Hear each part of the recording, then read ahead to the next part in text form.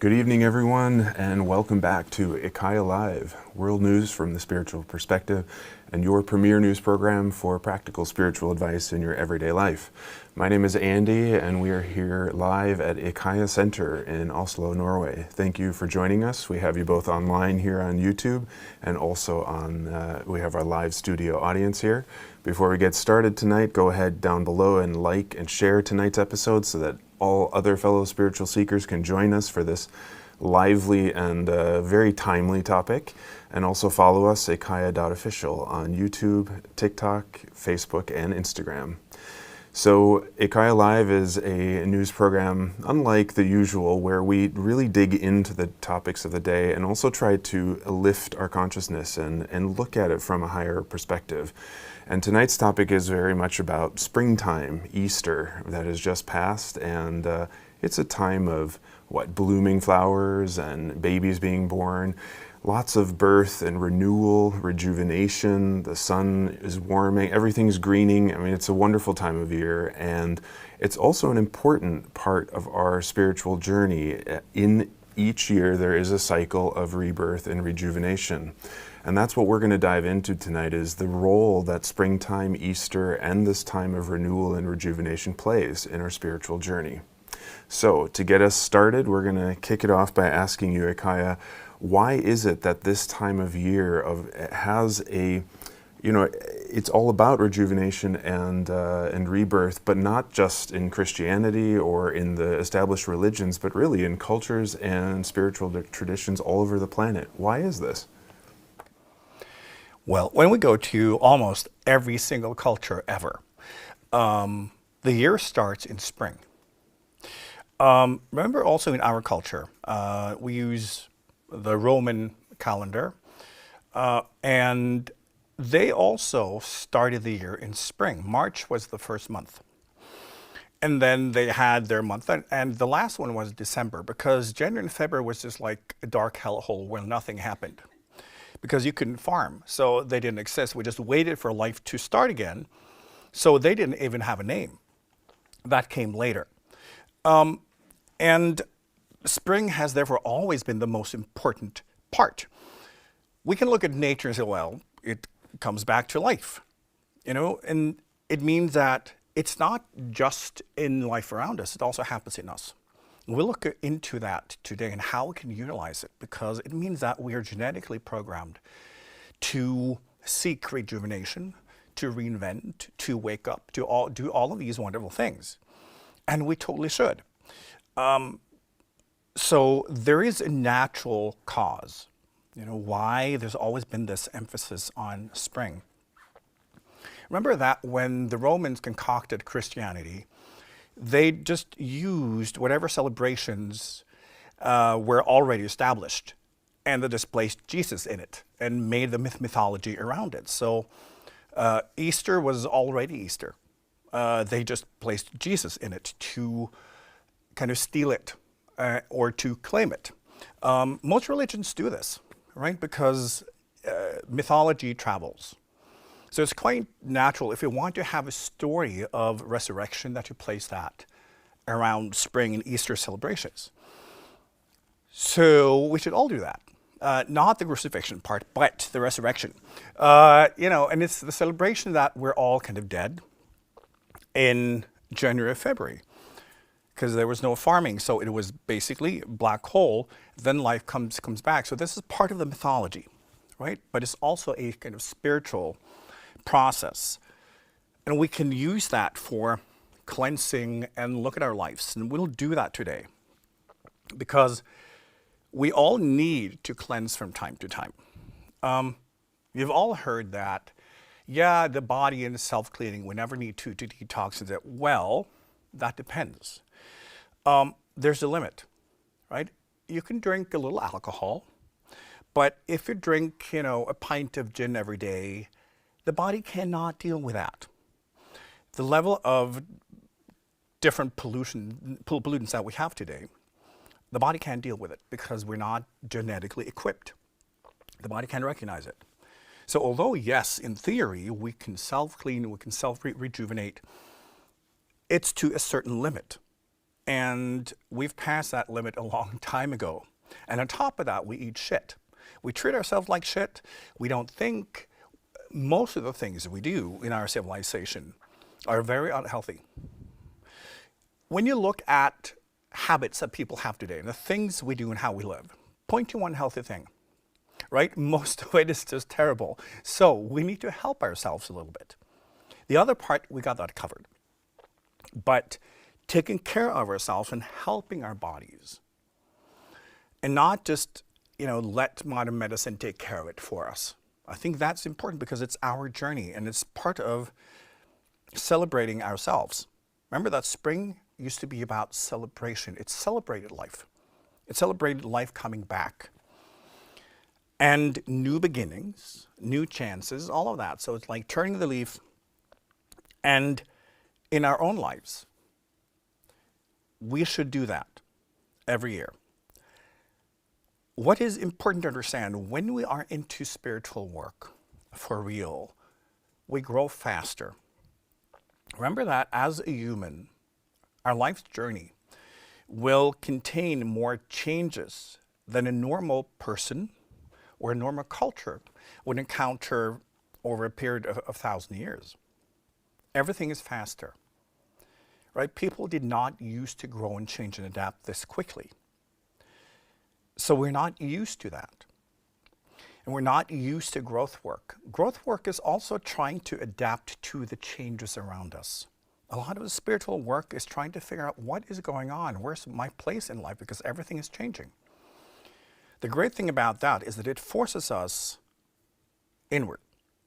When we realize I cannot hold on to anything in life because it changes, it's not, the moment I grab it, it turns into something else. I can't trust it. I can't rely on it. Right? And my answer to that is good. Because you can't trust the world. You only trust the world when you don't trust yourself.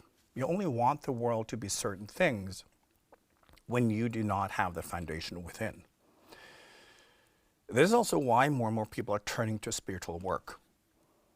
Because they can see that the world is just sand. And things are changing and we can't rely on anything. And that's beautiful. But it also means that we grow out of things faster. In the old days, when I go back a few hundred years, if you had a tool on the farm, that could be the same tool as a grandfather used, or even his grandfather. Now, we can't think that way. We're more like kids. Like kids can be very frustrating because the moment you buy them like a pair of shoes, right? And when you take them home, they're too small, right? And you have to buy a new pair. They grow very fast. And when we are in spiritual work, we grow faster, so we grow out of things. We are genetically programmed to keep, not to give away, only to hold on to things. But when something works, your brain says it works forever because it does not take into consideration that you are changing because you're not supposed to. During one lifetime, for most of evolution, nothing really has happened. Nothing has changed. So when you figure things out, it lasted forever, meaning until you're dead, which would normally be 25 years anyway. So, there was no need for you to change anything. Now we do grow, we do change, life changes, and the tools and whatever worked for us will, after a while, not work. So we need to learn to let go. We need to learn to say, no, I don't need that anymore. And that's not part of our natural brain functions. We're supposed to hold on to something.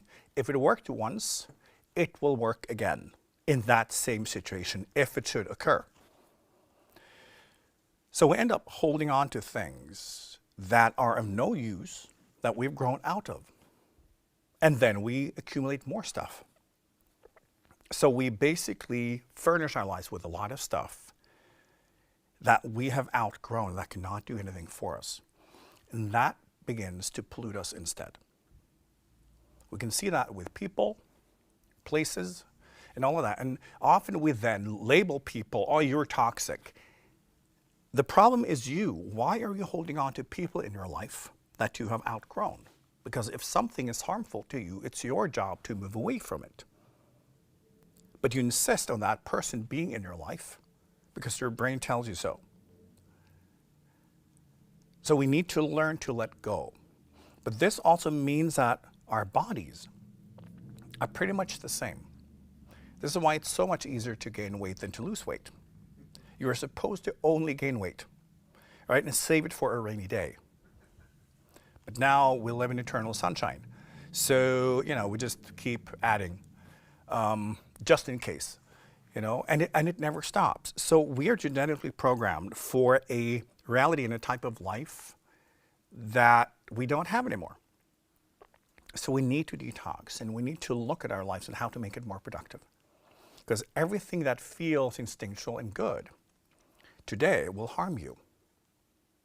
And it's difficult to comprehend because we think, well, that's very unfair. Why can't healthy things feel good?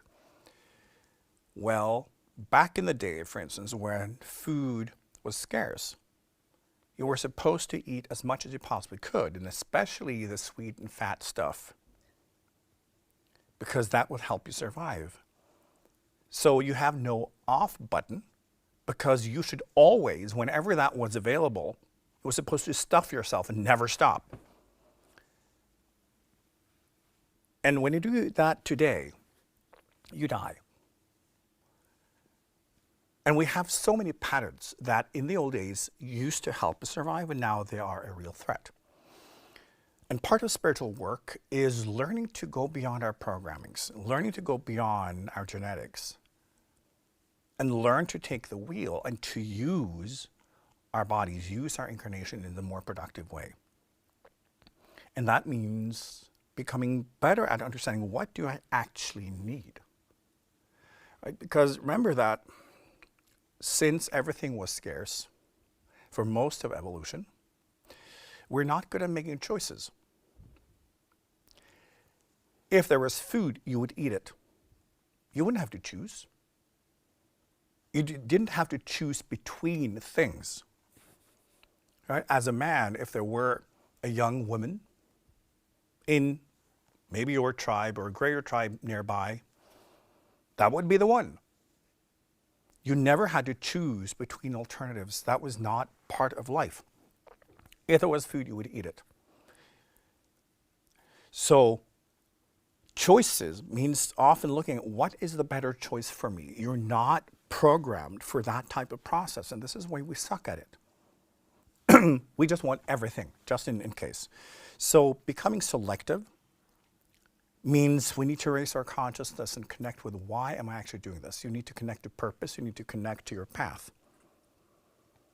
And that is a part of awakening. This part of awakening for most people is extremely challenging because it's real. It's much more pleasant to sit and meditate, ooh, I'm in high consciousness, God really loves me now. And then we still stuff ourselves with things that are very unhealthy, and we, behave in very destructive patterns. So we will look a little bit, into that whole thing, because it's really fascinating, and also look at the strategies we can use to help ourselves. I often talk about detox and health and cleansing and all that the way you would prune a tree. Because we're not good at choosing. If you have a tree and you want it to bear fruit, you need to prune, meaning cutting away the weaker branches so you can have a few really strong ones. And in your life, it works the same way. When you don't make choices, meaning that you choose everything and give everything the same amount of energy because you have no idea, all your branches will get weak. When you think of you as a person, as a spiritual being, you're here to achieve something. You want to achieve your spiritual goals. That will be translated into your personal goals.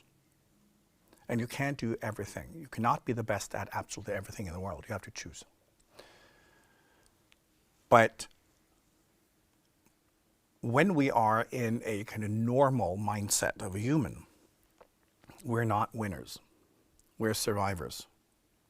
Winners either die or succeed. Survivors, they kind of stay in the group and they just do what everybody else are doing. Less risk. And it means we really don't make active choices because we just want to see. So you don't really make a choice or choices about your life, the different pathways in your life. So you have these different kind of branches just growing and you still think, and they will all be weak and you don't get fruit. You don't get to that level, which is the whole point. Many people complain about this, feeling that they, why don't I get all the fruit? Why am I not successful? And it's this. You nurture your weakness. We need to learn to prune. This is why making choices and understand what you want to achieve through those choices are so important. This is part of detox. To me, detox is celebration of strength, celebration of who you are, celebration of your uniqueness, and then take away what stops you from achieving those goals and achieving that greatness. Because when you nurture everything, you nurture nothing. So just like a tree, you have to identify which branches do you want to keep and which ones should you prune. Right? And we as humans, we're not good at this.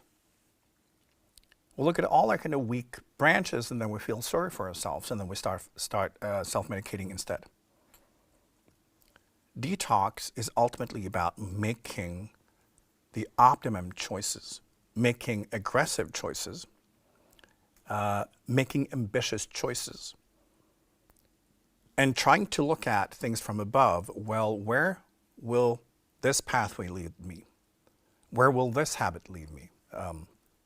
This food, whatever it is, and look at what's the consequence, and is this something that I want?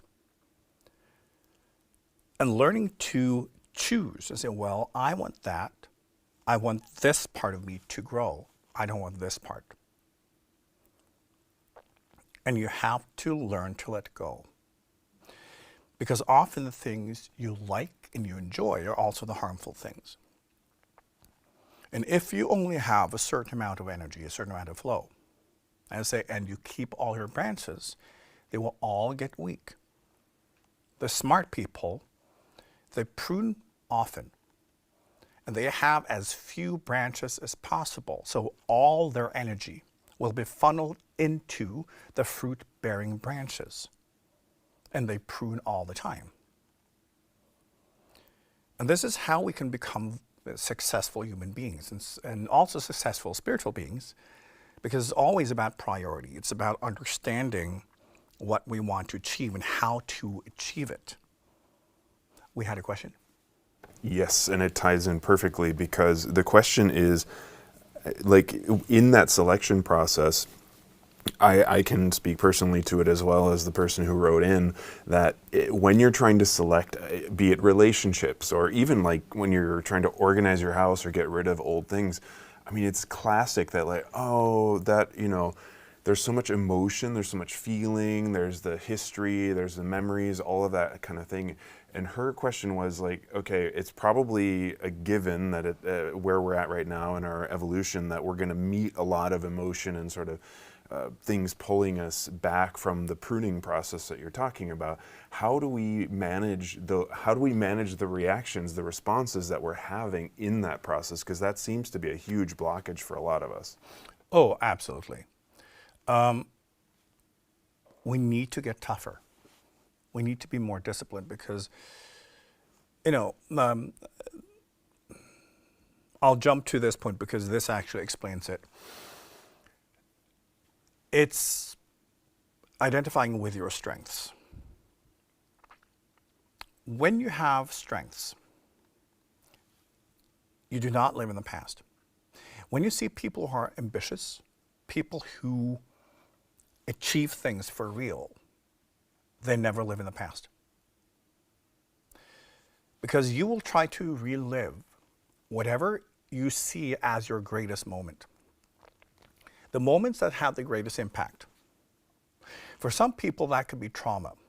You will seek the highest volume experiences in your life. Doesn't matter if they're good or bad. So if you haven't really done anything, and you have memories in your past that carries a higher volume, you will seek those and you will try to relive those. Successful people never live in the past.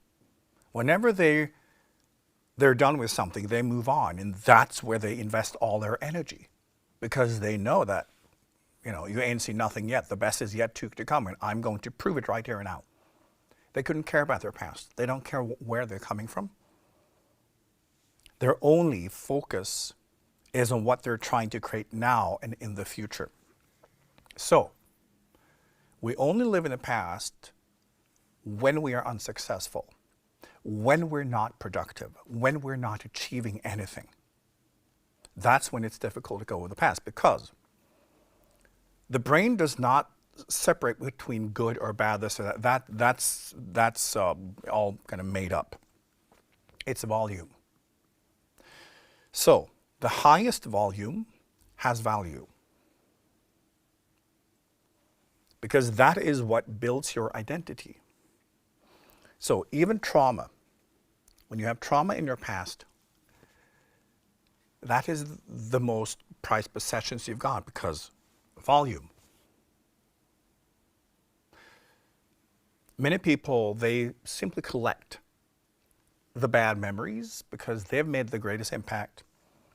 That's what they have of value. And the subconscious mind was like, well, why should I give that away? I've got nothing going on here. This is my piggy bank. You need to create value here and now, and you need to create experiences and manifestations that carry more value, higher volume of impact than your trauma. When we have success, that has a higher volume.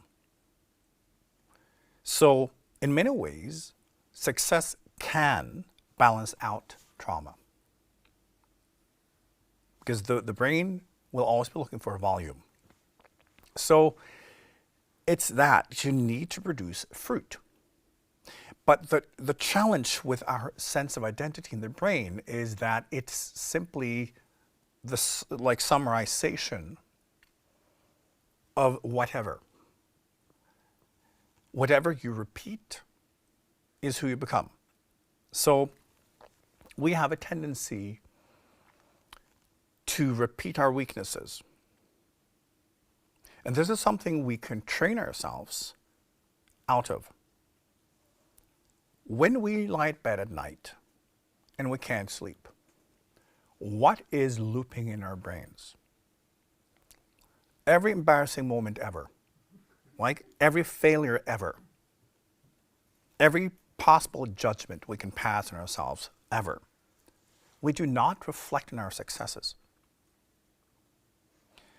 And it's because throughout evolution, our failures can kill us.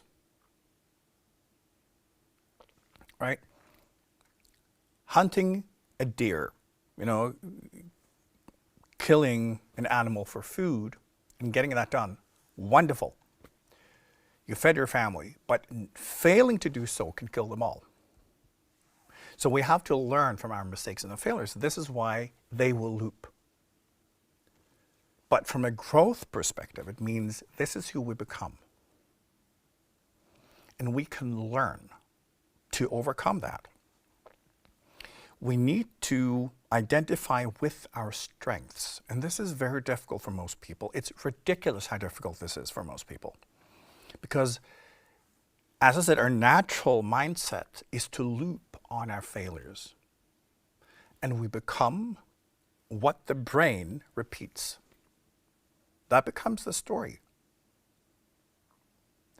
So we need to learn to loop our strengths and to think of those. And a very easy technique is to write down your strengths. Most people think this is a very difficult exercise.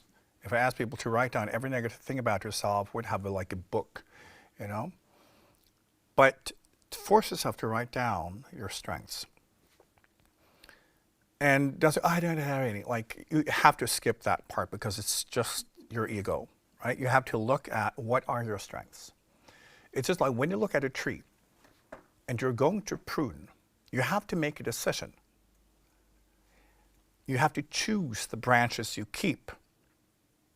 And it does not have to be an exact science. Sometimes it's guesswork. But when you cut away weak branches, that energy will go to the ones that are left. So you can also make choices what you want to be your strengths. But you can also look at, for instance, if you're not good at, keeping your economy in balance, we can say, well, I'm really good at shopping. You can always look at the positive side. Try to look at your strengths. And when you have pinpointed what are your true strengths, and you have many, and of those, which ones would you like to develop further? That's how you choose your branches. And you can also understand that the reason why they're not growing more is because you're also feeding the weak ones. Weak branches that can never carry fruit. They will just drain you. And yet, you let your subconscious mind loop. It's eternal reruns of terrible TV shows, and that's your channel, right? You can change it, but the way to work with it is whenever your brain starts, have your list of your strengths and start affirming. Start reciting, start reading to yourself and go through your strengths and insist, this is who I am. I don't care about the rest. The thing is, it's always your strengths that matter. Right? When you look at an Olympic gold medalist, it's not like you say, well, but can he play the violin? What? It's not important. He's really good at that. It's the same thing with a concert violin. So, but can he run? Because you don't have to be good at absolutely everything. Choose your branches. It's about becoming good at something. So you're choosing your mountains to climb. You're choosing the branches that will carry fruit. And you have to be dedicated to that.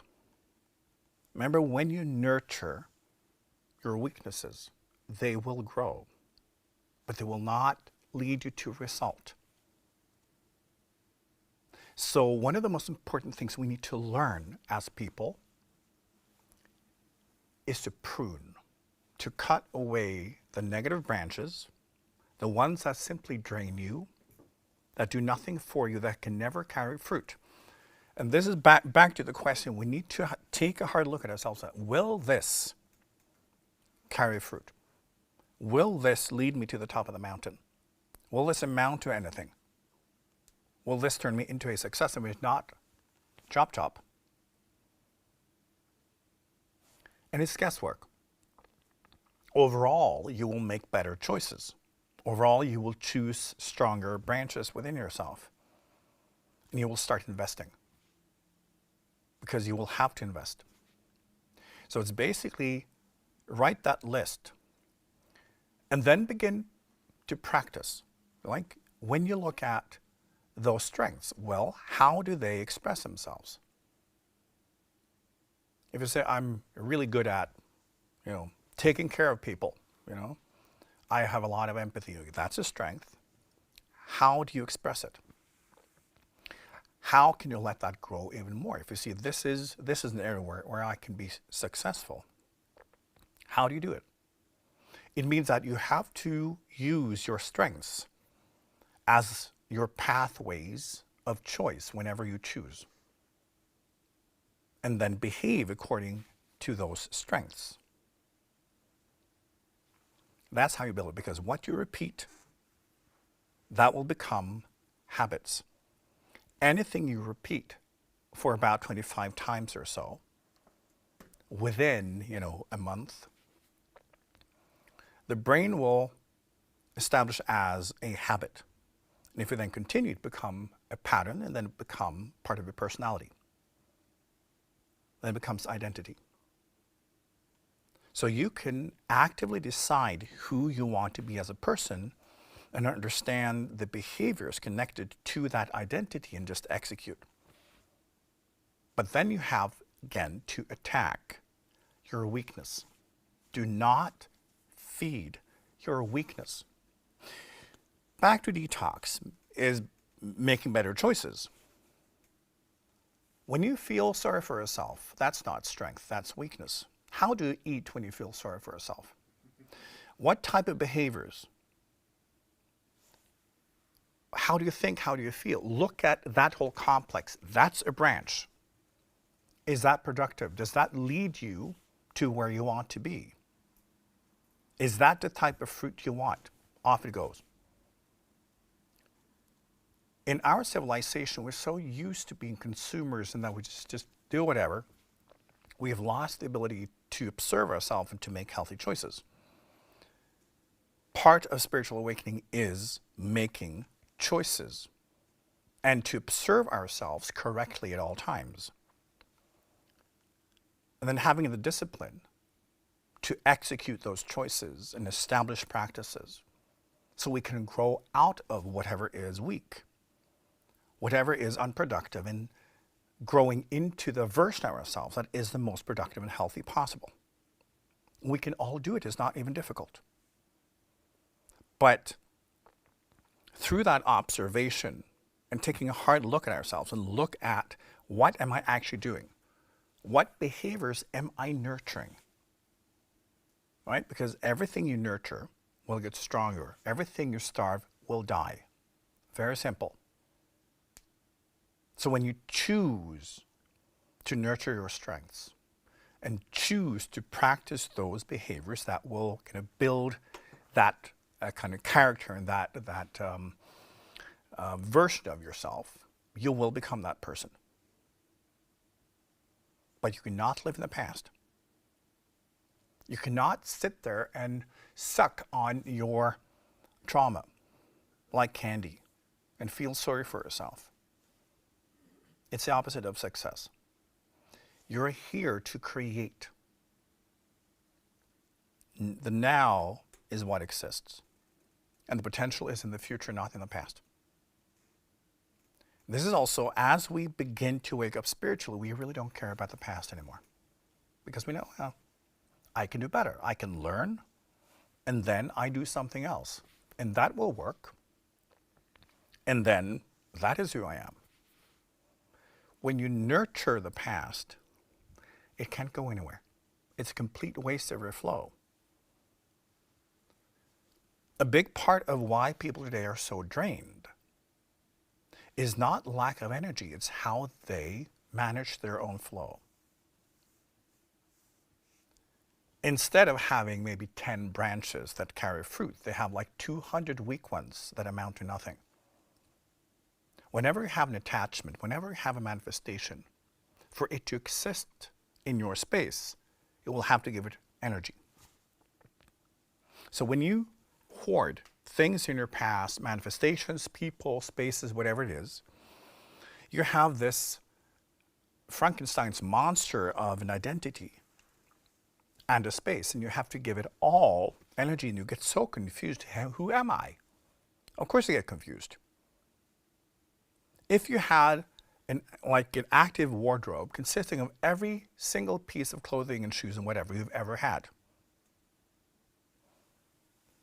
and you thought you were supposed to wear them all on a regular basis, are you a toddler? Are you grown up? Are you a teenager? A child? That will be very confusing, especially if you try to put on a little bit from each, time period at the same time. We often do this. Chop, chop. Learn to throw things away. Learn to end the past. Learn to invest in your future. Learn to invest in your strengths. And detox is all about cleansing out what is not good for you, which means what is not productive for you. It's not about punishment. So when it comes to detox programs, when people want to detox because they're such a terrible person, don't. We have to start with a celebration of who we are, who we want to be, our potentials, our greatness. And then we need to detox whatever is standing in our way. Detox our habits, detox our emotions, and thoughts, and then, yes, the foods that represent a state of consciousness and a type of behavior that is not in line with who we want to be. It's that simple. We had some more questions? Yeah, so the same person who had the earlier question, so she's been in a process of really sort of purging, cleansing. You can imagine like a hoarder house, and she's really done a fantastic job of emptying it out, pruning, a lot of branches, that kind of thing. But it does create an interesting space. If you think of the hoarder house, it's kind of empty. And there's this question of, okay, what now? What do I do? Or if you've pruned a lot of weak branches, there's maybe open wounds where those branches were. There's a lot of flow going all over the place without focus or clarity.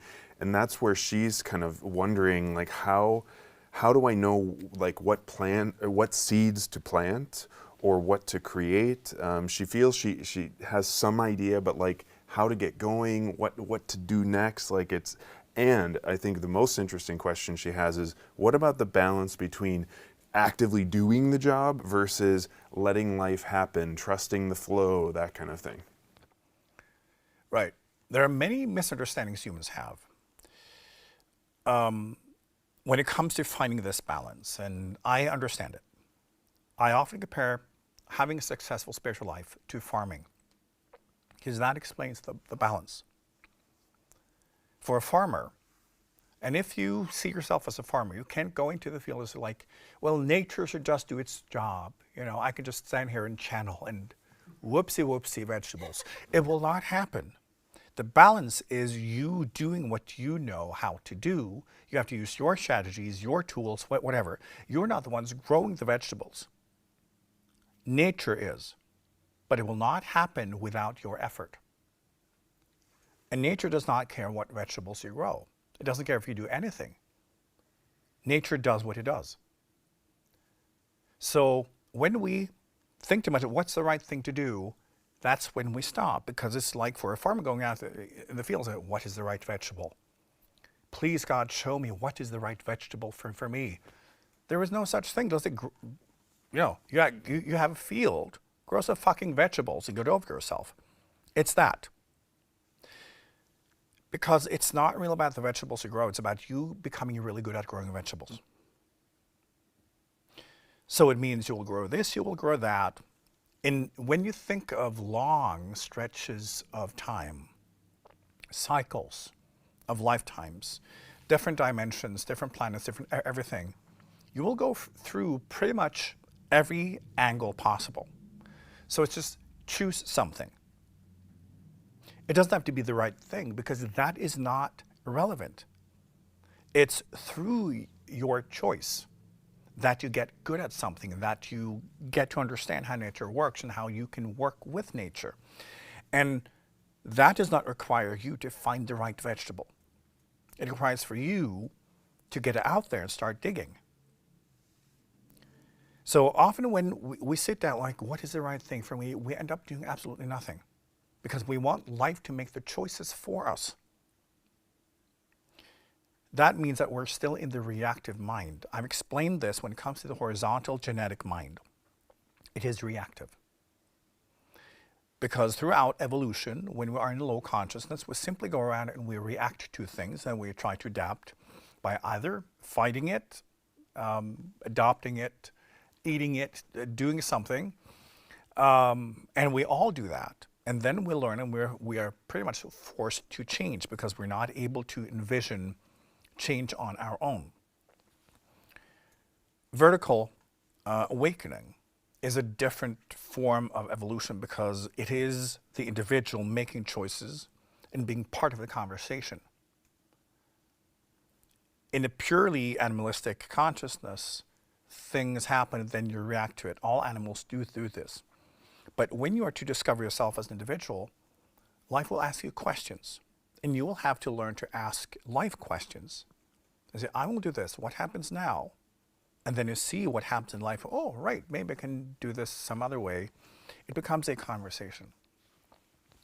So we grow out of this notion that life should show us what is the right thing to do, because then we are in the reactive mindset of the lowest consciousness.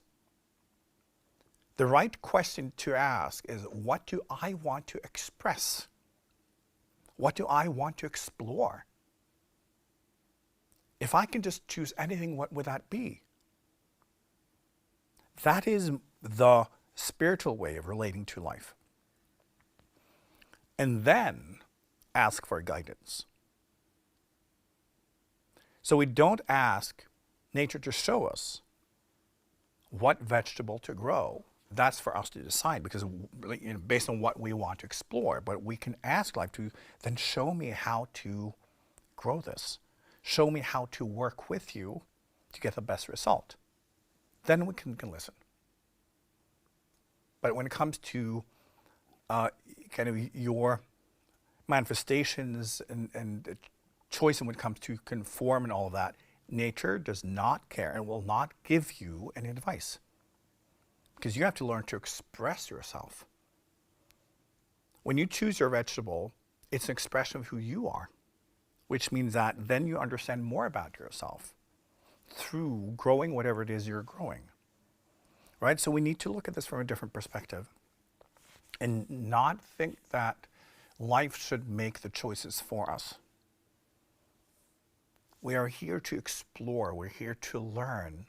And some things work, some things don't, but through it all, we get a deeper insight into how life actually works. And that is what we bring with us.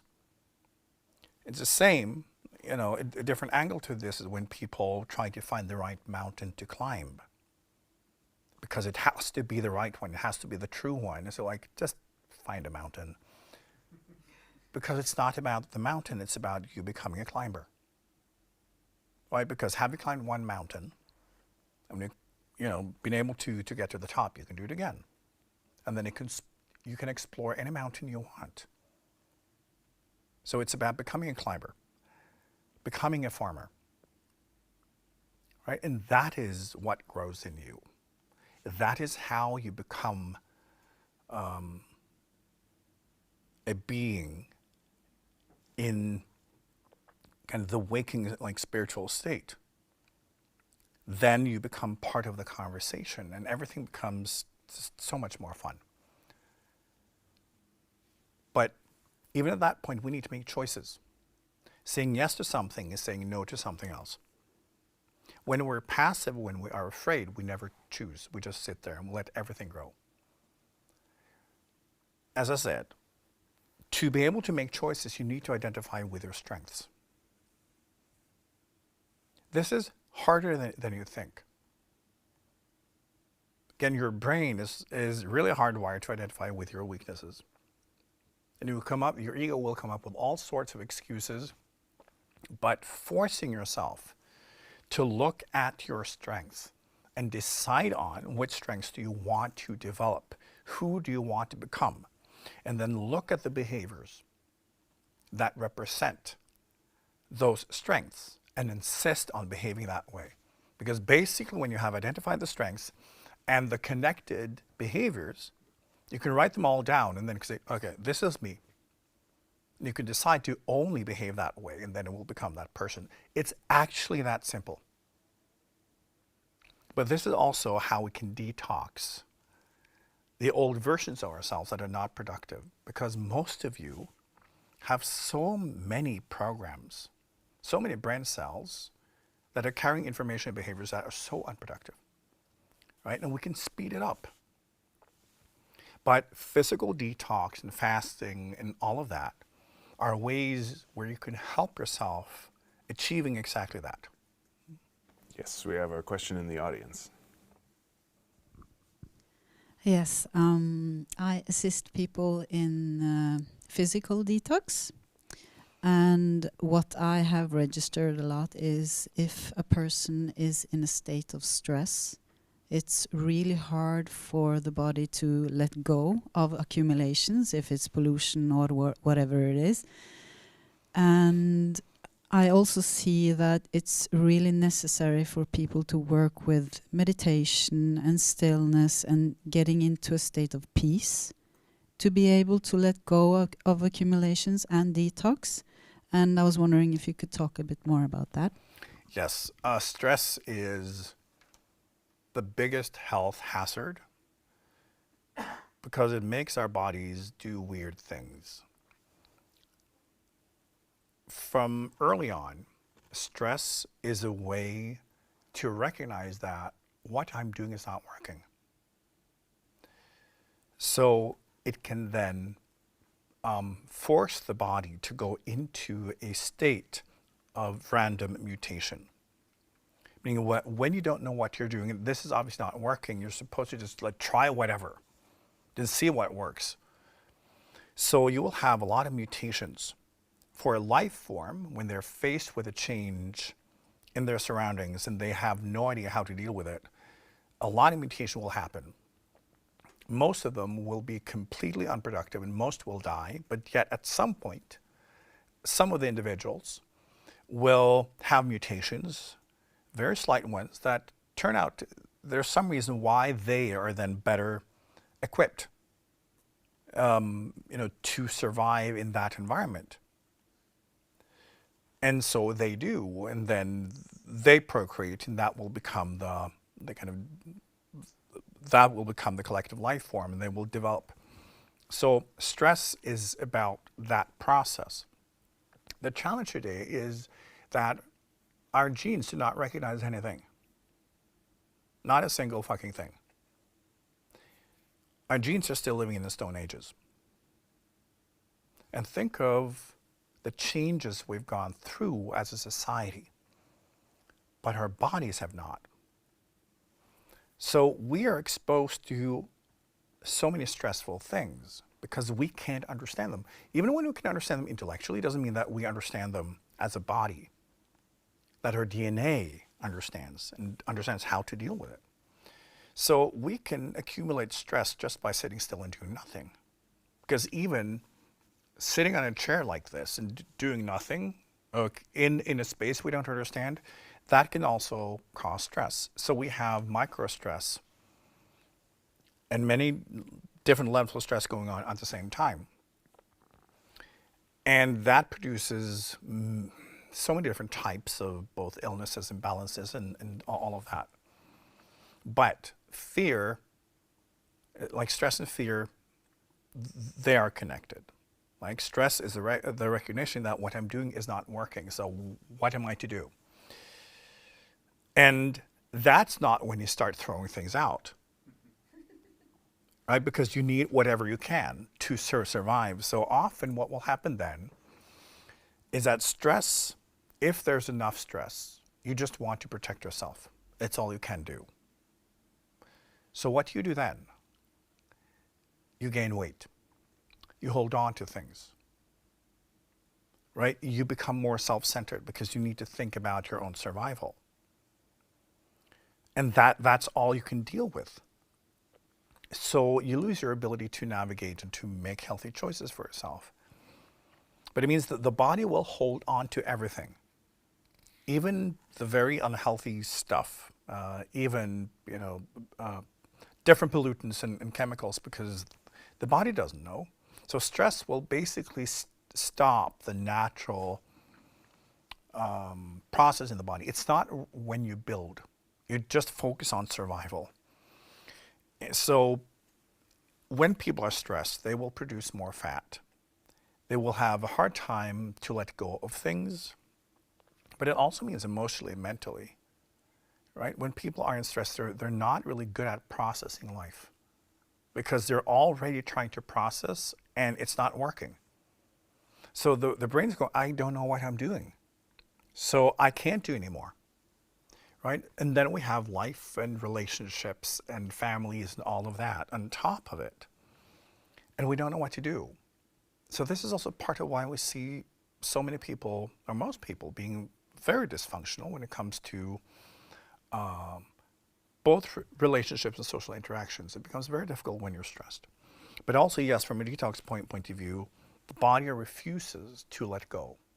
So it is important for any form of detox that we can connect, that we go within, that we meditate, that we move into a higher level of consciousness first.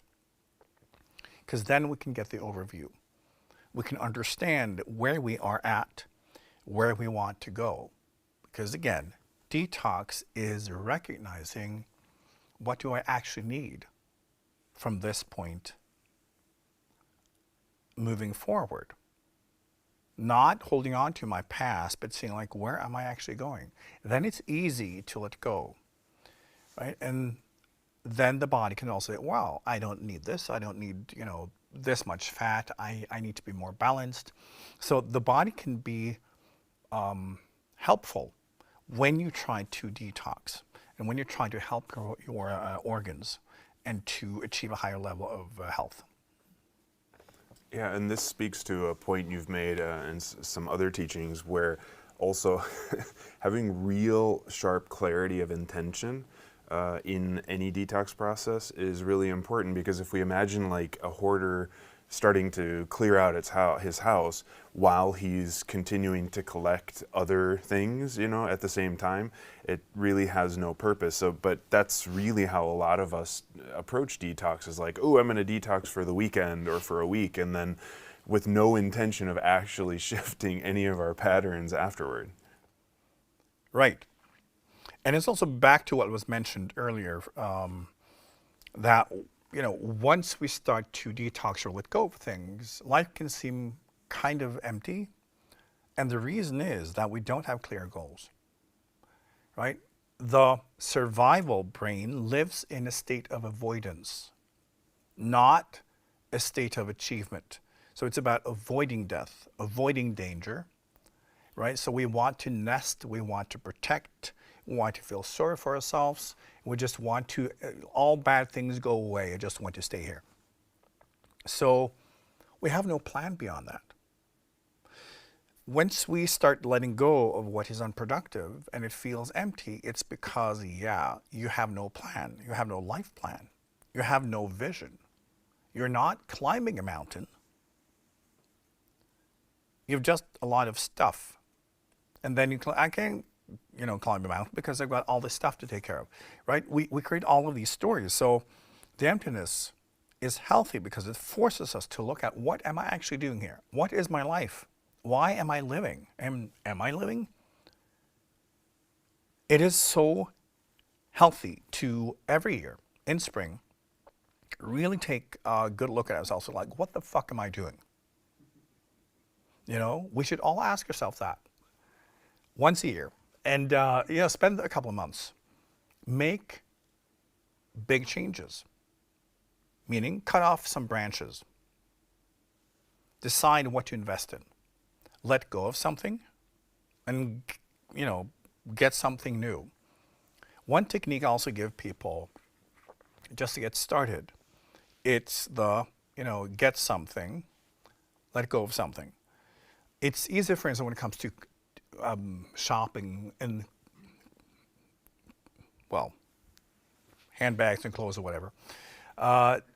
Just to get started, it's like whenever you buy a piece of clothing, throw out one piece. Look at, what is it that you don't need? So it's basically whatever you get, what you introduce into your life, that's a signal that something else has to go. So you're not attached to too many things, too many manifestations. And this is a very easy technique. Is understanding that when you want something, it's because you're feeling in yourself that your manifestations are not complete when it comes to carrying your current vibration and energy, meaning you have grown. So you need something that represents a specific vibration that you now have in you, and you want that to be part of your life, meaning that you've outgrown something. So try to look at both at the same time, because this is also how you can keep your space kind of refreshed. It is important to kind of work with our manifestations this way and understand that we externalize because we have to. We incarnate because it's a way to kind of fractalize our own karma. Our karma is information and vibration, and as people, we don't understand that. But we can understand what things and manifestations and spaces and people we're drawn to, and the conflicts that are played out, because that's how we work on our karma. So we need those outer vehicles to understand ourselves better and to understand the universe better. But once you've done with a form, you should move on. And we need to learn to do that more efficiently. Yes, we've got another question in the audience. Yeah, I find it very interesting that to view detox and nutrition as also a karmic awakening to your karma.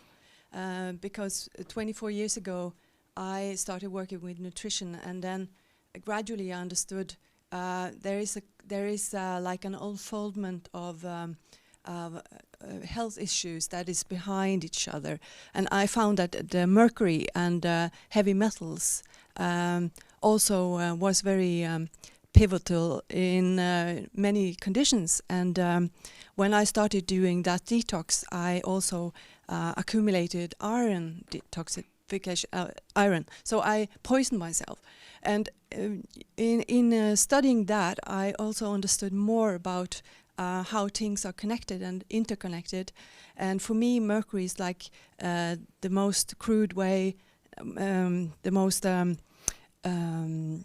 self-sabotage and inhibition of personal potential. So I found that it was like the karma was very intertwined with that. And I would like you to talk about the vibrational aspects of heavy metals and also the potential of breaching the blood-brain barrier and the psychological part there and how they can affect consciousness. Because many people... Yeah. Okay, like heavy metals are quite interesting because they do represent a lot of the both collective karma but also the kind of heavier karma. Remember that, you know, our bodies consist of stardust, different minerals, different elements, different everything, and that is the vibrational spectrum of your body and thereby also your biological consciousness, right? So that defines the octave of vibration and consciousness that you can hold. So every type of chemical that you consist of and in what balance will define what you vibrate naturally, right? And that is the vessel you're in. So that will filter your natural flow and what you are as a spiritual being. And then what comes out in the experience of you in your life is that. So whenever we make changes, whenever we experience something, whenever we, for instance, have a poisoning, you know, it could be minerals or whatever, that will also change what we vibrate and will change our consciousness because it's the same thing. But heavy metals are kind of tricky to work with because they go so deep. They're the most difficult ones to detoxify, have a tendency to kind of just melt in, right? And it's because they represent often the deepest belief systems, therefore also the deepest illusions. It can also be how this collective life form sees reality, right? There are types of illusions that are very difficult to move out of. But all minerals and all chemicals, they just vibrate differently. And it's just fun also when you work with nutrition to kind of change the chemical kind of modulation in your body and brain, because many of you have experienced when you are in different programs, all of a sudden you have a different energy there and suddenly you start thinking differently and have a different spectrum of emotions and feelings you've never had before, because your body can now carry a different spectrum of vibration, and thereby you will be channeling your own flow differently. And it's just fun. Remember that your body will turn to ashes at some point. So it's how much fun we can have with it and how much we can experiment while in this body. But also understand that this current civilization is poisoning you. Everything is poison. Everything we do is harmful. And this is also why this civilization will have to change. But for the time being, we are at the very peak of that, you know, where everything we do is harmful, collectively and individually. So finding our way out of that means we have to learn to detoxify emotionally and mentally, like patterns, behaviors, spiritually, on all levels and see kind of inner cleansing as a natural part of it. Because if you think that you're being poisoned every day, because you are, it will not just cleanse itself out. It's part of the practice then to go in with intention to cleanse. Right? Just like if you work outside and it's dirty, and you get really dirty, you'll naturally want to take a shower now and again, hopefully. And it's that. Just understand that this is where the civilization is. It's a dirty civilization. And also to help ourselves, not only keep balance, but sometimes find balance, we need to take a shower. We need to get rid of the dirt. And it doesn't matter if the civilization, well, dirt here, dirt, it doesn't matter. It does. It affects your consciousness. And if you've ever been on any real detox programs for a while, you notice the difference. Your biological consciousness will change. You, like the human, that vehicle will change in its spectrum and what you can channel. So we will release a recording with the Queen of Detox herself, Sarah, sitting over here. We will record that later today, where we go into different forms of the detox programs, because many of you will be curious about how to do this for real. So we will give you some hints and tips on how to get started, because it's such a big field. So right now we'll focus on the important kind of principles and understanding of what detox is and why it's so important. And then with Sarah, we'll go into different forms and different ways of doing it and have fun with it and get results. And so we will do that later today, and that will be released in a couple of days. Mm-hmm. Yes, we got a perfect principle question. So if we've learned something and understood it as part of our karmic studies, will we actually be able to live what we've understood until we have cleansed the particles that represent that particular karma from our body? That's a really good point. And this is really how we also can look at manifestations in our lives. Because you have this vehicle, you also have your life. And how you furnish your life, every manifestation are also particles representing a certain vibration, certain information. Right? And it's therefore doing both. Both cleansing and detoxing your life. And recognizing when something is not working for you. When it's not producing. Right? It should bear fruits. When you work with your body over time, it should produce health. It doesn't mean that you never get sick, but you can experience vitality. And that can grow throughout your lifetime. But yes, for as long as you carry the kind of particles of a certain vibration in you, you have the capacity. Remember that there's no point in blocking karma. So, it's not like karma is done if you remove all manifestations. This is the big mistake done in a lot of spiritual traditions on this planet. Right? If you just remove all things, all desires, everything, then you're pure. You're not. You just block the outlets. So you're not disturbed by your own karma, but you also have blocked your ability to work on your karma. And this is why when you have had lifetimes in those types of settings, you always have to go into lifetimes where you are reintroduced to real life and when you fall flat on your face and have no idea what's going on. And many of you have been there, done that. It's a natural part of awakening.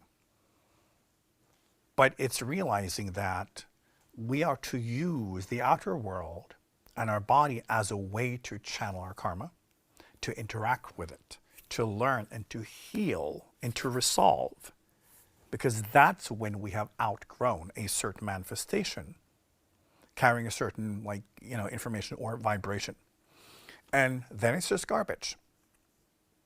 Right? You have to recognize that what you're drawn to actively, what you feel, well, this is me, then it is.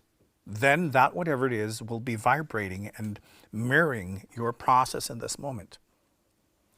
Right? And as we grow, that will change rapidly. So we need to learn to let go of things rapidly, and also because otherwise, how can we be open? If you're already full, how can life introduce more? So learning to be in a state of detachment where we allow things to come, where we have no resistance to what life will throw our way, and we'll just do our thing, but we also recognize, well, that's done, on to the next. And we do that. So as we wake up, we learn to have a more dynamic approach to our own lives. It's not about stopping or blocking manifestations. We want as many as possible, but we don't hold on to them. Right? They're simply tools. They're simply vehicles for our own karmic discussions with life. And once you're done with that form, well, on to the next. So this is what we learn, right? And this is why, as I said, detachment is not absence of manifestation. It's the opposite. It's your ability to be present to yourself and to life and to all manifestations and let them come and go. And in that discussion, I said, it's not about being passive and just wait for life, whatever life says. You have to say questions. You have to be active. When you wake up, just like a student meeting a professor, you start asking questions because you want to know things. Whatever you're interested in, you want to know. So when you wake up spiritually, in that process, you begin asking questions and begin exploring. And then life will start showing you. And then you want manifestation because that's the vocabulary. Those are the words, right? Those are the illustrations, and life can show you. So you want as many variables as possible, but you don't hold on to them. They will just pass. But you're focused on your questions, your journeys, what you want to find out, what you want to develop in yourself, and the skills you want to develop, because that's up to you. And it's the same thing if you want to grow 1 carrot. Nature will grow 1 carrot. You first have to plant it, though. And if you want to grow 10,000 carrots, nature will respond to that. It's up to you. Nature does what nature does. So whenever you state a question, whenever you want to express something that is true to you, nature will nurture that. But for that to happen, you can't be caught in the past. You can't be nurturing your traumas. You can't be focused on the highest volume imprints, as the successful people never do. They're only focused on what can I create now. Right? So move into your strengths. This is the mindset you need in order to detox. People who feel sorry for themselves, they're hardly ever able to detox because they are holding on to too much. And often when we want to then to cleanse, to do this or do that, we do it from self-punishment and we don't really get results. Right? So you have to see all cleansing programs as a way to release, right? To relieve yourself of whatever it is you don't need. To be open, to have those blank spaces so you can be available to life and all the opportunities that life can show you and give you. Because if you don't have blank spaces, you're already full. Right? So having a period once a year where we really try to reflect, where we really try to learn to prune and to channel our energy into what we want to grow, it's extremely healthy. Yes, on YouTube, Julia brings up what I experience as kind of a classic conundrum at this point in the detox of, I want to do great things, I want to, really shift gears, But she struggles with the fact that kind of we look around and like everything that humans do causes harm. Even the activities that we enjoy, like traveling or eating, for crying out loud, or like or using paint or something, like, so how do we work with this, that like, we want to do good things, we want to improve ourselves in the world, and yet like everything we do sucks? Right. The thing is, what we want is to affirm our identity. That is what the brain does. And there's no way around it. When you have a certain identity, you will have a certain way of thinking, you will have your values and all that. So you will then make your choices based on that identity and what can affirm that identity through behaviors and manifestations. So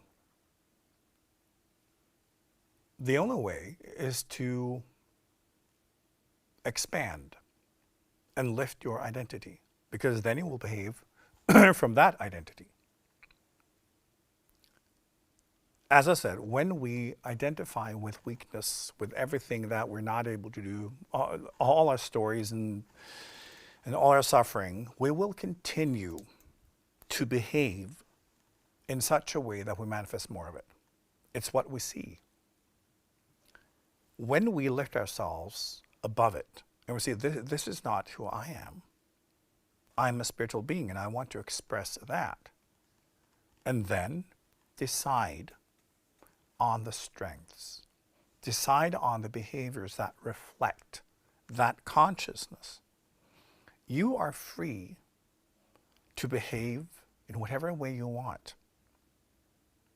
It's not natural behavior until it becomes identity, but when you behave, when you repeat behavior, it will become identity over time, right? So we can never use the world as an excuse or explanation for our own behaviors, because then we're just reacting to it. And I said, when we are reacting to a certain behavior, we will repeat that behavior and mirror it. So the only way is to wake up spiritually, to have spiritual practices, to lift our consciousness, and from that perspective, then decide, who do I want to be in life? What do I want to bring in? You're free to navigate. You're free to express. If everyone is around you is now an asshole, doesn't mean that you have to be one. You can be nice, because when we stop being reactive, we never take other people's behavior as a starting point. Our starting point is from within, who we are, what we want to bring in. So one can turn this around and say, well, when you see that people behave in a destructive way, they need a tuning fork, they need an example of how things can be done instead. So then you have the responsibility to be that example. Show people. Be inspirational. Give people options, not by telling them that they're doing something wrong, but by you living the example and being that person. And it's very simple. You have the freedom to be the best person who've ever lived on this planet. Nothing is stopping you from that. Right? So we need spiritually to disconnect from our own reactions and how our brains will copy other people's behavior, and start from a higher level and hold ourselves to a higher standard. Because if you see what other people are doing, well, that's not good enough, well, you got a job to do. So you can see, whenever you see something that is unproductive, it matters even more that you're able to exemplify the alternative. And if you're not, keep your mouth shut, because then you got nothing. If you want to be the solution, behave. Be the solution. It's very simple, and we can all do that all the time, right? And this is part of why we're talking about this today, because it comes down to behaviors. Remember that your brain basically sees you as a set of behaviors. That is identity. It's the behaviors you repeat the most. That is the hierarchy of who you are. And this is why we can hack it.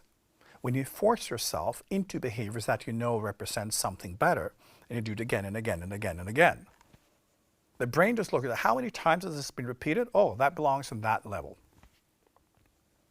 So you can force yourself to include behaviors that represent certain values that your brains will have to include in your identity. And over time, you will transform. It's very simple. Again, all of you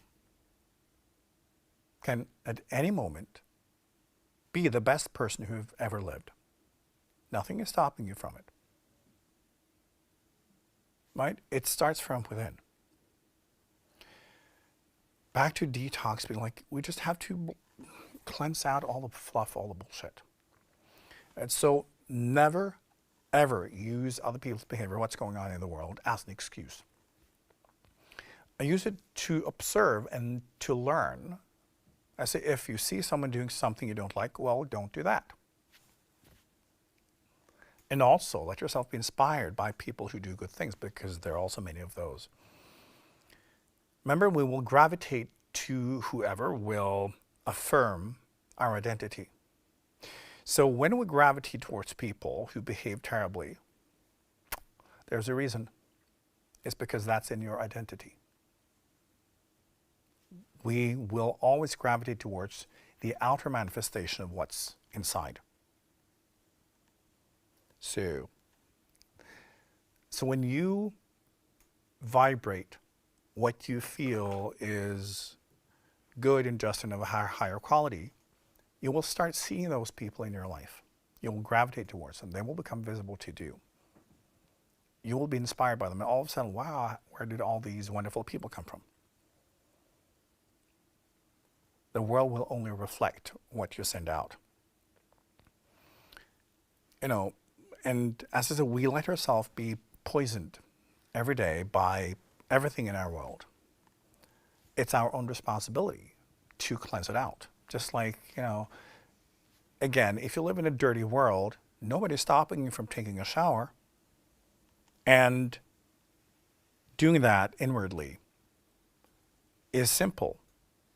We have to start with spiritual practices, meditation, whatever it is that represents discipline. And then we need to apply also strategies of physical cleansing, because our bodies today need it. No matter what people tell you, you need it. And if you've never cleansed, detoxed, or gone on a fast before, you'll understand it once you've done it. It changes you. It connects you. Fasting, for instance, is a part of all cultures. And it's more relevant today than ever, because fasting is not just about not eating. It's about moving beyond the control of your patterns. Just think of when you want to eat and you say no. And all you can think about is food and snacks. The first times you fast, it's all you can think about, and you just don't do it. It's empowering. And you get to a point where your brain lets go. Often it's after 5 to 7 days. And all of a sudden, you're free, and you can start feeling, well, I can decide what to think. I can decide what to feel. I never want to eat again. My addictions are gone. My attachments are gone. This is the point of fasting. It's moving past that level where you, as a being, are controlled by patterns. And that experience can instruct the brain who's in charge. And then often when we sit in meditation, after those 5 to 7 days, you can feel now we really get things done, because you then move into a space where you can rewire your brain, where you don't have that noise, and where you can really focus, so you can get more results in your spiritual work than ever before. that will have a lasting effect on your mind and how your brain works, even after the fast. So it's never been about physical health. That's been an added bonus. But it's mostly been about that discipline and proving to oneself that one can go beyond one's attachments and programs.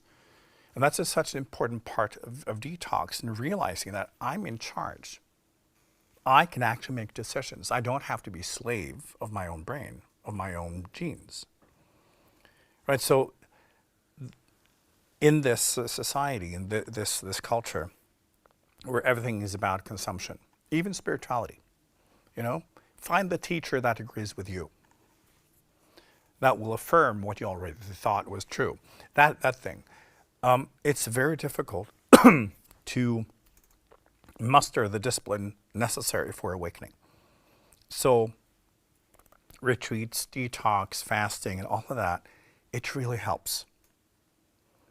And it will do kind of wonders for you also in achieving your life goals.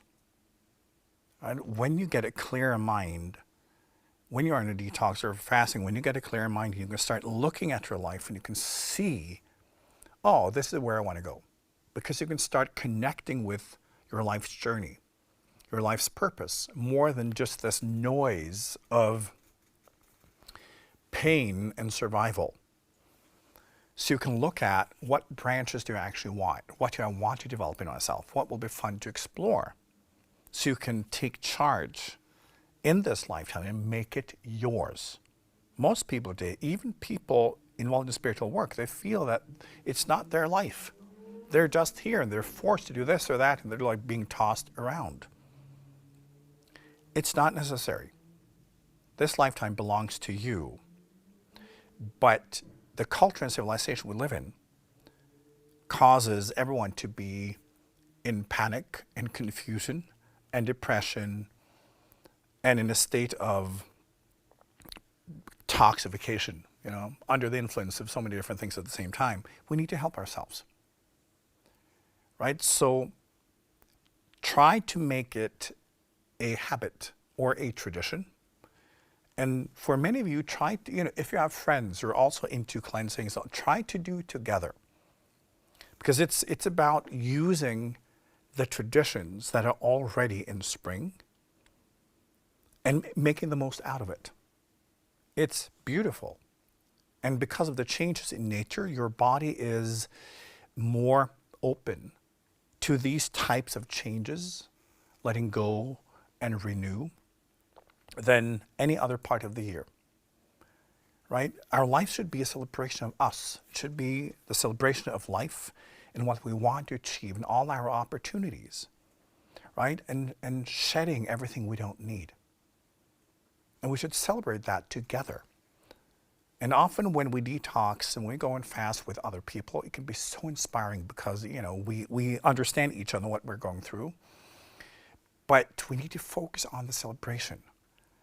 On the focus that it's all about achieving more, living more, becoming more, and getting rid of anything that can stop us.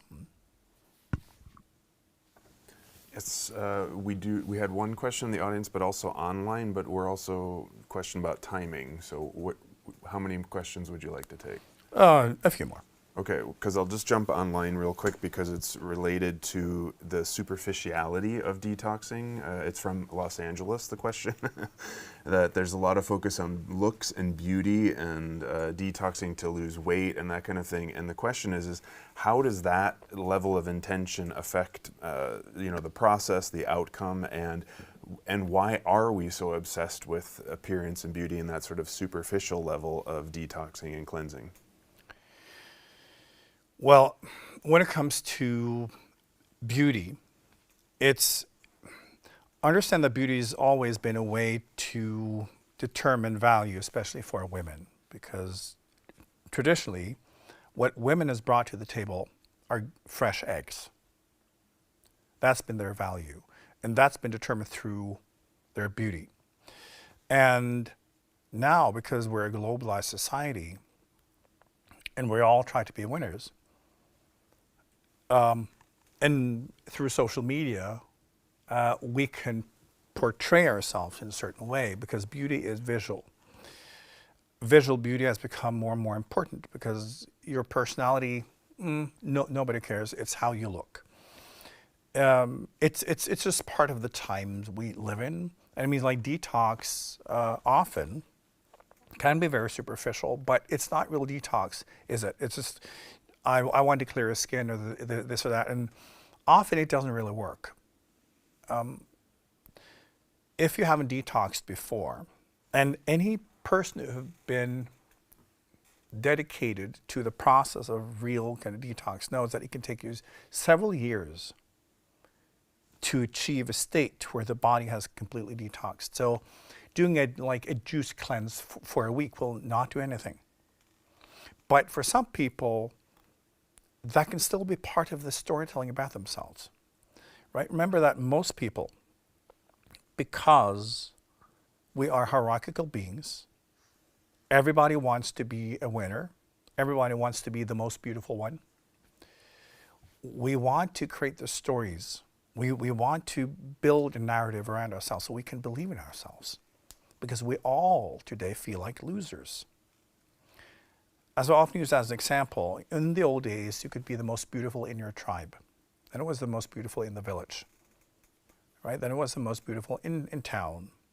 Then it got bigger, and then, and now you have to be the most beautiful in the world.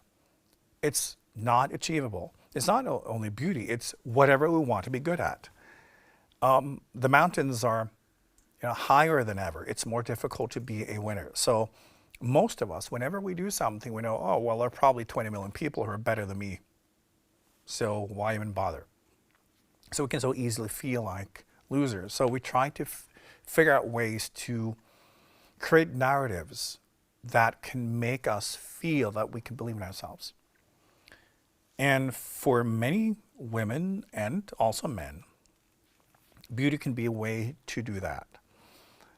And whatever superficial measurements, and the tools, whatever, it's part of that. Everyone wants to feel good about themselves. And people self-medicate in so many different ways. Most people have several different self-medication strategies going on at the same time because living today is too much. So for a lot of people who can seem that, oh, they're obsessed with how they look or whatever, it's because they often feel it's the only thing they've got. They feel terrible, they feel like losers, and they just need to feel valuable at something, right? It's a very challenging civilization for everyone. So I think it's important to have compassion and enthusiasm for any type of creative strategy people have in order to live with themselves, in order to kind of survive and just get on with it. Like most people feel like losers all the time. This is also why people are depressed, they have anxiety, all of that. It's a very challenging world. So we need to learn, all of us, to never criticize someone else's strategy. They're just doing whatever they think they can do, right? We need to help each other find often better strategies to achieve real balance and to figure out how can we all feel like we're bringing value, that we are good at something, that we can have productive lives. This young generation now, they're facing more challenges than any other generation. And they just have to do whatever. Again, if we feel that we have connected more with ourselves and that we've found better strategies, please share. Please inspire. As I would never judge anyone who does anything because, we all do whatever we think is necessary. So if people take drugs, sure, I completely understand. If people are violent, sure, I understand. Whatever people do, I completely understand because being alive is difficult. But we can all assist each other. But we can't assist if we judge. And if we think they should change because, if we see that they do whatever they think works for them, and it comes from pain, then we can try to inspire. But sometimes people do things that can look very destructive, and maybe they are, but maybe it's the best they've got. And so we all need to focus on our own journey first and really try to reach our own potentials and figure out, how do I get really good at climbing my mountains, because then we can help others climbing theirs in no matter what way, right? We can all assist each other. But what we do instead in this society is that we've decided to judge instead because of the competition, because we're all afraid, because we all feel like we're losers. It becomes important to criticize and attack. This is often what we end up doing, meaning that we all become even more insecure, and then we try to use whatever we can to get ahead. It's completely understandable. It is, for many people, a lot to ask to disconnect from that and to go within. And yet that's what I'm asking everyone to do. To understand that you will never find happiness in the outer world. The outer world will never balance you, will never give you the confirmation you seek, will never make you, becoming the person you want to. It's all within. And you have to discover that. And moving from the outer journey to the inner one can be extremely painful, because then you have to confront all your pains. You have to confront your suffering. You have to be able to sit with your darkness, all the pain and suffering that makes you self-medicate and create all these compensating strategies. That's when the healing can begin, but it's so empowering. So when people are superficial, it's because it's all they've got. And then it's our job to try to offer an alternative. But we can only do that if we live it, if we show it. We only have credibility, as beings of spiritual connection if we actually demonstrate the spiritual connection, if we live it, if we vibrate, and if we show the behaviors that are credible. So that's also part of working with our own cleansing. It's also cleansing out behaviors and ways of thinking and attitudes that are harmful to yourself and others. And it takes a long time, all right? So we need patience with ourselves. And we need to understand that, this civilization is beautiful, but it's also a garbage dump.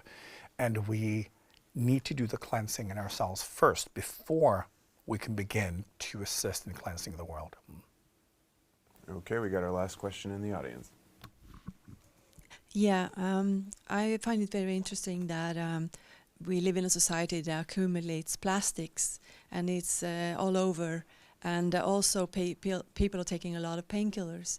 So I was wondering if you can explain a bit about how to detox vibrationally plastics and painkillers and pharmaceuticals. Okay, now when it comes to plastics, what is really interesting about it is it's the closest material we've come to that is most closely connected to human creativity, because it can be anything.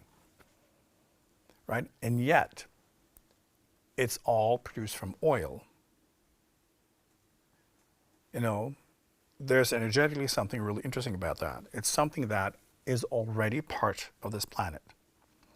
Right? And then you add human creativity, and it can become everything. And yet, we choose to produce something that is harmful. But it's because humans are not aware yet. Awareness, to me, is beyond biological awareness, which is like we are awake as an animal. Spiritual awareness, which is the vertical consciousness, is now just starting in humans. So humans have no idea and no understanding that what they're doing is harmful. Because human creativity is wonderful, right? But plastics are showing that, we have the ability to be creative, and yet we produce harmful things. And we have it on all levels, from microplastics to everything else. And it's part of growing up, because when it comes to how karma and karmic work manifests, plastics are really interesting, and it's a perfect image, because in our own lives, we carry it within us, and then it will have to manifest, which means we first cause harm. We first cause conflict by being in situations where who we are, our behaviors are not kind. And that will cause different manifestations and conflicts, and then we have to heal them at some point. So this is basically human karma, that we have this creativity, but it's self-centered and immature, meaning that we're basically ruining the whole planet. And at some point, when consciousness begins, the big test, the big proof of human consciousness growing will be humans' ability to heal. And then plastics will kind of be the proof of the pudding, because it will be in everything. It's in all life forms. It's everywhere now. So humans will have to figure out how to detoxify that. So the full cycle will be when humans have removed the last molecule of plastics from this planet. But first, it's induced, and then showing the different kind of shades of this karma. And what happens when you have a kind of selfish creativity, using everything for yourself. And understanding, no, there is no boundary between yourself and the world around you. And through plastics, humans will learn. So it's also the spiritual tool. It's the karmic tools for human to also grow into that state of healing. So it will happen, right? But it's more important to see it as an image and understand this is how karma works. And it will have so many different kind of shades and variations. But humans will grow, and they will then also heal the planet.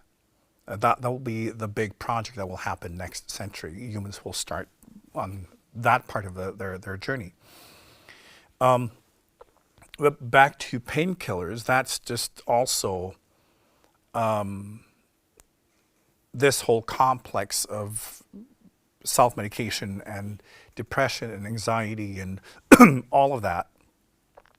And it's simply that being human is overwhelming. We have created a civilization that nobody can live in without getting sick. It's insane. We have used our creativity to create a civilization that destroys everyone.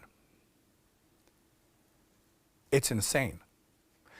And it makes everyone depressed and anxious and this or that, and everyone's on several medications, and the rest we eat shit, and it's understandable. And it's so important that we don't judge it, but understand the reasons. We are not genetically equipped for this. And we just do whatever feels like something that can help. And it doesn't. Humans are not smart enough to make good decisions for themselves. So humans, in a way, are trapped in this. And it takes the vertical consciousness to activate before one can see it, before one can begin the journey of true healing. And it's not then looking at everything in the world and become afraid of it. You've chosen to incarnate here. It's part of your karmic journey as well, so we need to love it. But we can grow out of it. We can grow out of the behaviors. We can grow out of the manifestations. So you can be in a state of love and healing and express that in the world. When you are afraid of everything that can, poison you, that's not healing. That's not a high level of consciousness. When you understand that everything you experience in life is simply mirrors of your own consciousness, then you know that whatever happens with you and to you is part of your journey and is absolutely necessary. So there's more understanding that this is also a rendering of where you are at. And looking at the collective human is also looking at you and looking at the patterns. Because often when we see it collectively, we can see it more clearly than when we see it in our own lives. Because when we look at ourselves, there may be nuances of little things and we can't see it. But when we look at 8 billion people, it's easier to see. But you're still part of it. But then, don't judge. Embrace it, love it, and try to learn. So how can I then represent something better? Because first and foremost, you are then setting the example for yourself and for your own journey. Right? And that can then inspire others to make changes in their lives. But you incarnated here for a reason. So don't be afraid of anything that's going on. Try to learn from it and try to find inspiration from within. But it's natural that people stuff themselves with absolutely anything they can get their hands on. And many of you do too. And it's completely okay, but I'm also telling you that there are better ways. But you cannot do it successfully without spiritual practices. You have to meditate, you have to go within, you have to connect, you have to learn about yourself and the world, which is part of what these teachings are. We teach and practice what it actually takes to build a consciousness for real. So you can gradually build and rebuild and reinvent. So it's not just that you detox and cleanse only kind of once a year, which is something we should all do anyway, but it also becomes a way of life that you make better choices, that you're able to let go what does not work for you, that you move into a state of healing, that you continuously heal yourself and let go, open up, and become a better version of yourself. Because your spiritual journey is long. Your opportunities and potentials are endless. Right? So moving into healthy spiritual practices also means to understand how to operate in a horizontal vehicle, operate in a horizontal world and be part of it, but to bring love, to bring healing, to bring consciousness and awareness, to bring upliftment, to bring potentials. So make as many people as possible see what they can be and teach them how to reach their own kind of mountaintops, because we all can. It's just that the current culture is so blind and deaf, but it doesn't mean that you have to be. So go within, establish a strong foundation, learn to help yourself cleanse out whatever stands in your way, cleanse out bad habits, cleanse out places and manifestations that don't work for you, so that you can channel your flow and your beingness with clarity and with direction and with a presence that will inspire not only yourself but everyone around you. That's why you are here. And that's what we all can do. By climbing your own mountains, you will set the example, and you will vibrate, and you will be that tuning fork that can uplift the entire world. And detoxing and cleansing and fasting is simply how you tune your instruments, so that everything that comes through you will have that clarity of divine truth.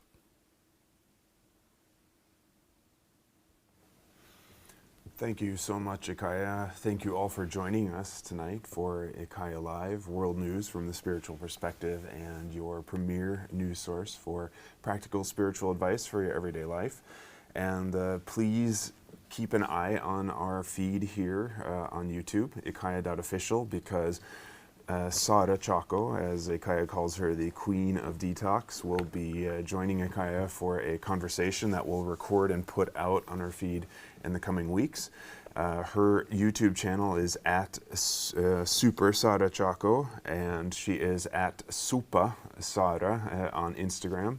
and she's got lots of fantastic nutritional tips for us, and we'll have a really great conversation with IKYA. So keep your eye out, and then also come back next Monday, 19 o'clock Oslo time, for IKYA Live, as we will be back every week now until the summertime. So we look forward to that, and again, thanks for joining tonight, and happy Easter, happy springtime, and happy cleansing and detox.